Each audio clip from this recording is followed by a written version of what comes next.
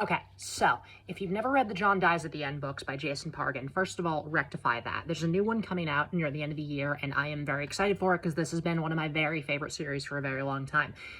Also, spoilers for the first 4 books. So, one thing I want to talk about with that today is how well Pargin handles the idea of show, don't tell, and how he plays it for horror beautifully. So, and again, spoilers.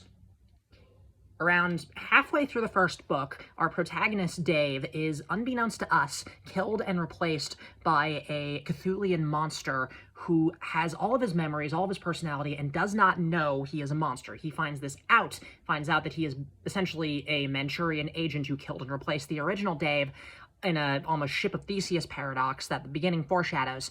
He finds this out at the very end of the first book. And in the next book, this book is full of spiders, seriously, dude, don't touch it. This kind of just isn't addressed, and I found that deeply weird. Like, it almost never is even alluded to outside of a very vague implication during the middle of it.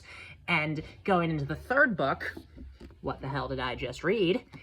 It's even more heavily hinted at with the idea that there's this monster called Bat Mantis going around town killing people, especially villains. And near the end, it's implied that there's footage of Dave transforming into Bat Mantis. And then the book ends, so we don't really do anything with it.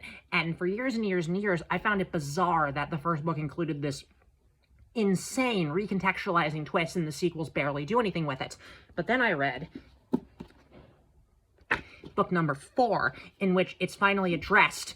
And by that I mean the fact that Dave doesn't want to talk about it, the fact that he is doing everything in his power not to even think about what he is made into explicit text with the transformation into Bat Mantis, the ability he has to assume the monster form back and forth, and the idea that he's not human anymore is something that's played for horror in just this masterful scene in which he and another monster person, long story, she's great though, take out some more monsters, and you don't see it, but you just hear her say these words that are so powerful.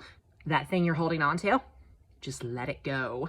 And then we cut to a few scenes later, and Amy, Dave's girlfriend, overhears him throwing up what are heavily implied to be human remains into the toilet. And so you get the idea over the course of it where Dave has spent so long trying to avoid thinking about his monster form that is the horror in of itself.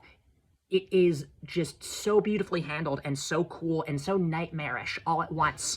And it just pays off beautifully in book 4, and by the end especially, when Dave has at least started to accept his dual nature and learn to live with it in ways that are still avoiding directly mentioning it, but you realize that's just because he is operating on such a massive level of cognitive dissonance all the time just to stay functional.